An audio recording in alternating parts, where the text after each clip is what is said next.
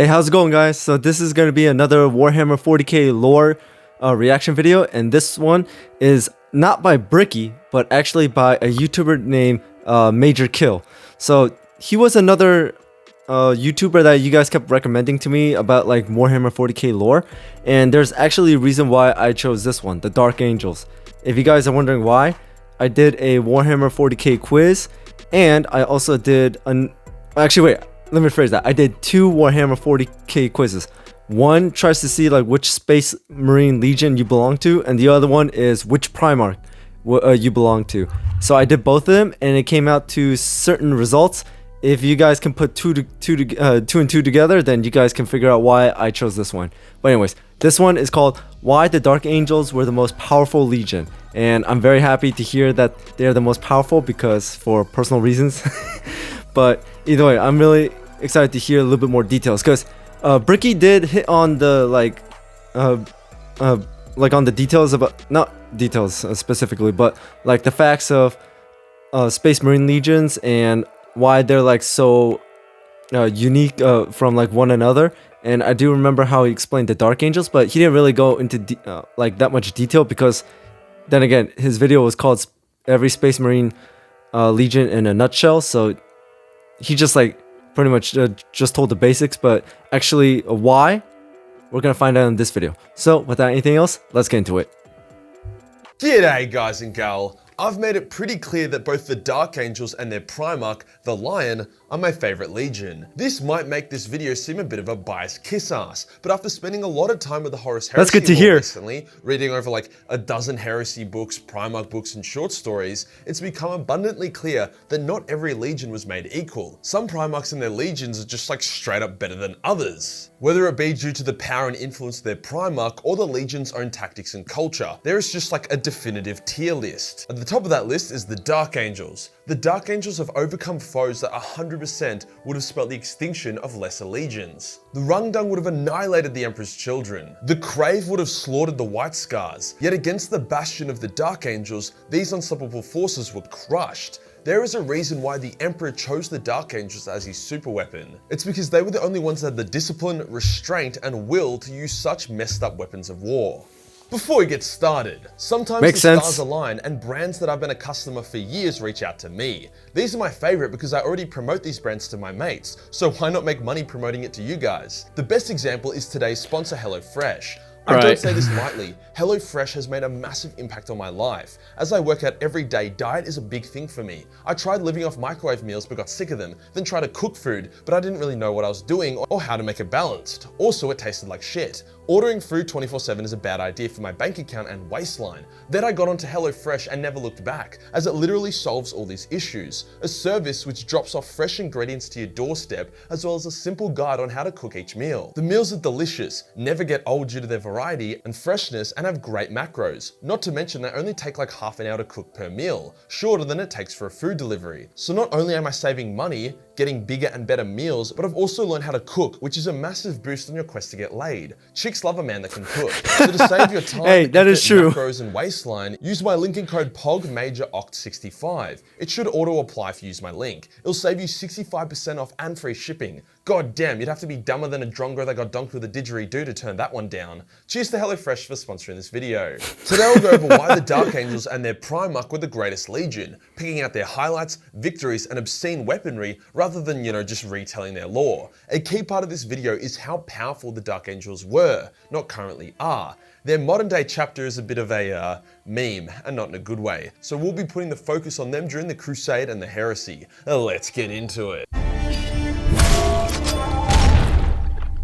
The Dark Angels put a lot of pride and emphasis on the fact that they were the first legion, the Astartes whom all others are just mere copies of. Their roots go all the way back into the Unification Wars. They were the legion that helped put down the Thunder Warriors Rebellion. For as long as the galaxy has had Astartes, it has had Dark Angels. As the Dark Angels were the Emperor's first and most numerous Astartes legion, they were the first to be tasked with all the really fucked up missions, killing witch lords, destroying tainted lands, being exposed to a lot of unpleasant Xeno shit that would drive others insane. As such, they became very good at keeping secrets. The things they fought and killed would not be recorded in the annals of history, as they were not glorious victories. more so ruthless purgings that had to be done. The First Legion were reliable, effective, and didn't gossip. Small talk was a no-no for the Dark Angels, and to discourage non-superhumans from trying to even talk with them, they look amazing. Their armor with skulls, bones, and other aspects of death. They truly were the Emperor's own angels of death. Whilst other legions were holding parades on easily compliant human worlds, the Dark Angels were sent to root out the galaxy's monsters from their own decrepit dens. So as we see, even prior to the discovery of their Primarch, the Dark Angels were one of the first and foremost legions, the Emperor's favorite even. This is heavily contrasted to the Blood Angels, who were a bunch of fuckhead berserkers that would have made Angron wet, or the White Scars, who were so scattered that they felt no camaraderie with their own legion, or even the Raven Guard, who were basically just Horus's stealth specialists at this point, not to mention the borderline extinct Thousand Sons and Emperor's Children. However, when they found their Primarch, they went balls to the walls. Despite being found a bit later on than others, including Horus, the Lion was able to rapidly take over his legion and raise its effectiveness to a point that within a few years, his tally of victories had caught up to and potentially even surpassed Horus's. He ditched the legion's death-like visage and installed his own knightly and honorable aesthetic in its stead. Unlike a few of the other legions, such as the Death Guard or the World Eaters, whose meeting with their Primarchs was jarring and actually set the legion back, the Lion was able to smoothly combine the Dark Angel's grim and thankless determination with the honor and culture of Caliban. Both Caliban and the Dark Angels were great at keeping secrets, so this gelled together really well. With the Lion at their head, the Dark Angels were set to easily overtake the Ultramarines and the Lunar Wolves' glories to become the indisputable Master Legion. Then, the Rundung happened. Mankind encountered a Xeno race so powerful that it threatened to destroy the Imperium then and there. It's actually strongly theorized that it was the Rundung who caused the demise of at least one of the lost Primarchs. To face this apocalyptic threat, the Dark Angels were chosen by the Emperor as humanity's champion, to spearhead the counterattack. Although there were 9 other legions that ended up getting involved, the Dark Angels took the brunt of it, losing 50,000 Astartes. No other legion came close to losing that many during the Great Crusade. To then ice it off, just after those massive losses, the Lion led his Dark Angels against the King of the Crave, the most powerful Xeno in the galaxy, losing over a third of his entire fleet's mortal crew and thousands more Astartes. Talk about a double kick to the fucking nuts. The Lunar Wolves and Ultramarines didn't surpass the Dark Angels because they were better, it was because the Dark Angels took on the most powerful enemies of mankind in the galaxy and got wounded as a result. Here's a fun little fact about the Angels' fight with the Crave. The Dark Angels are always given shit and memed for their secrecy.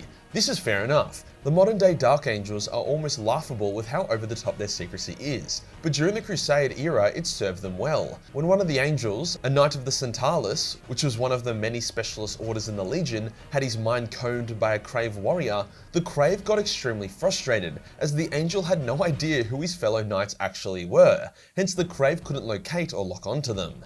On top of that, the only reason why the Dark Angels are able to use their forbidden arsenal without getting universally censured by the rest of the Imperium is because they don't even tell most of their own Legion what they have locked away. Speaking of which, what do they actually have locked away? Well, one of their spicier weapons are enslaved men of iron, genuine AI warriors that have proven to be extremely effective against psychic enemies. They also have special guns and bullets that flay your soul from your body and destroy it, meaning unbreakable psychic barriers are suddenly very breakable. They were basically given all the weapons that still remained on Terra from the Dark Age of technology. The Emperor was actually going to use the Dark Angels and this ancient non-mechanicus technology to conquer Mars. He looks like Edward Kenway. Was going to be his bitch. So that means the Emperor had given them tech that was beyond even Mars. When it came time for the Emperor to elect the War Master, quite a few people thought he would choose the Lion. The Lion did, at least, that's for sure.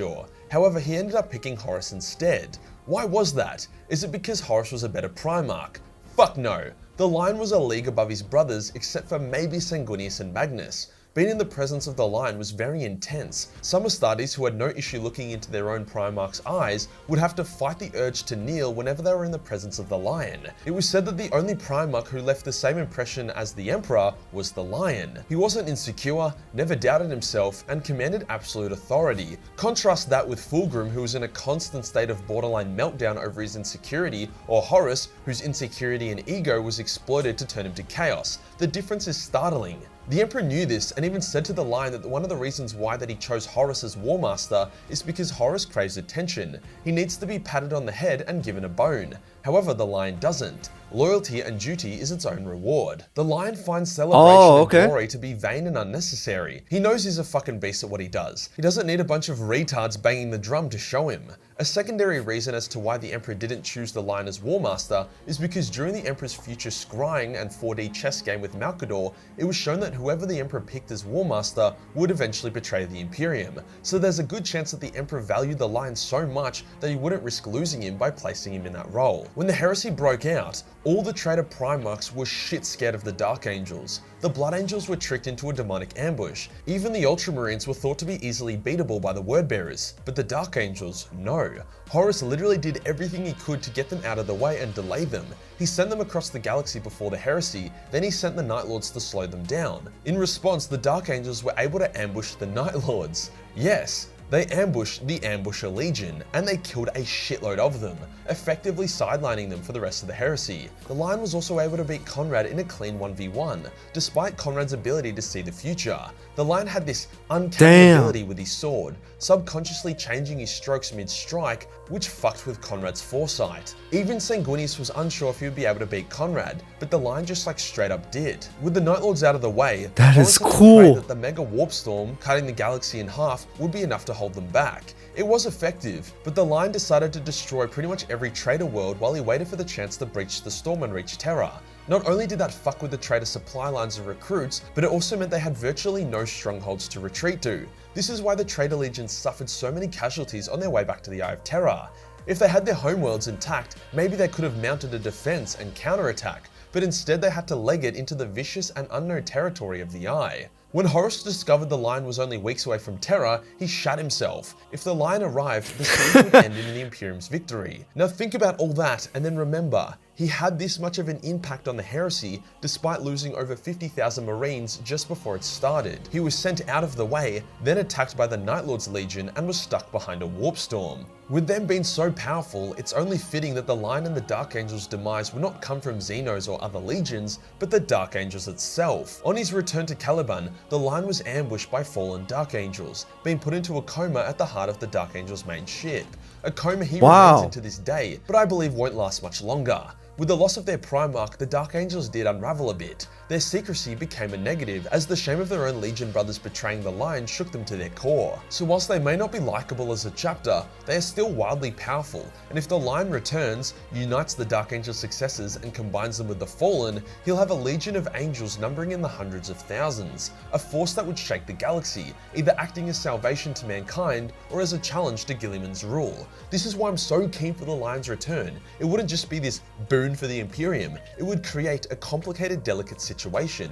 Maybe he even creates his own like mini Imperium on the dark side of the galaxy. Regardless, the Lion and his Dark Angels were the best legion. If you enjoyed the video and you want to support the channel, then Patreon is the place to be, where there is not only a slap load of nude cosplays, but also a boatload of Battlemace 40 million hentai. Hit the subscribe button and hit the real subscribe button for more dark content. Join the Discord for more memes and I'll see you in the next one. Peace. Alright, so that was a really good video by Majorkill, and this was my very first video of like watching his content as well, but I really like that. So the main difference I see between Majorkill and Bricky is that Bricky uses a lot more comedy and memes in his videos, while Majorkill just like pretty much gets right to the point.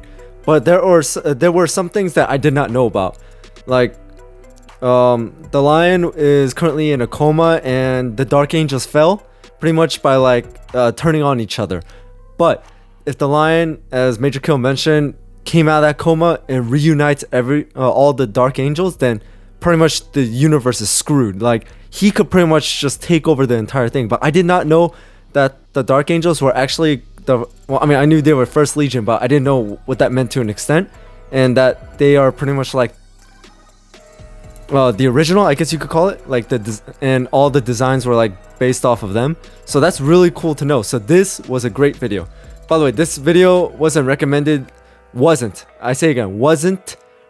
to me, guys. I just like looked it up because after taking the 2 quizzes and with the results that came out, that's why I dove more into the Dark Angels, because like I said, they kind of fit me the most, and I'm really happy as to what I learned. So this was amazing.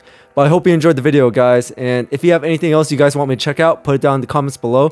And if there's any like additional information or details about the Dark Angels that Majorkill did not say or I missed, please put it down in the comments below. I love learning and reading as much as I can. So that's how much I'm into the Warhammer 40k universe now, guys. Because a lot of you guys have been like recommending so many Warhammer 40k videos that I started like looking around and started like seeing what else is new, what else I could jump into. So that's where I am now. But anyways, thank you guys for watching. Thank you so much for your guys' support. This channel would not be existing without you guys, and it would not be growing if it wasn't for your support, of course. And also hit that notification bell so you know when I drop another video. It could be either gameplay or it could be content like Warhammer 40k or Star Wars, who knows.